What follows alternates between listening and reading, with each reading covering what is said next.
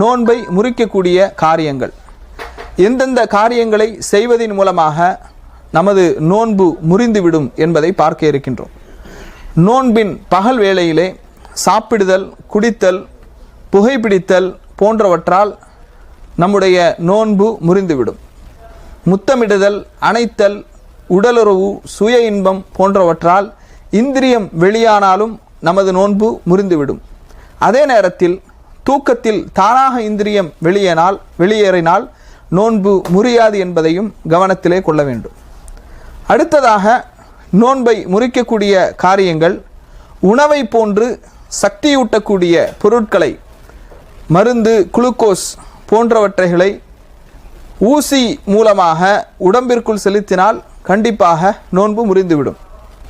மாதவிடாய் மற்றும் பிரசவ ரத்தம் வந்துவிட்டால் நோன்பு முறிந்துவிடும். வேண்டுமென்றே நோன்பை முறித்தால் அதற்குரிய பரிகாரம், வேண்டுமென்று நோன்பை முறித்தால் அதற்குரிய குற்ற பரிகாரமாக ஒரு முஃமினான அடிமையை விடுதலை செய்ய வேண்டும், அல்லது தொடர்ச்சியாக 2 மாதங்கள் நோன்பு நோக்க வேண்டும், அல்லது 60 ஏழைகளுக்கு உணவளிக்க வேண்டும் என்று நபிகள் நாயகம் ஸல்லல்லாஹு அலைஹி வஸல்லம் அவர்கள் சொல்லி காட்டுகின்றார்கள்.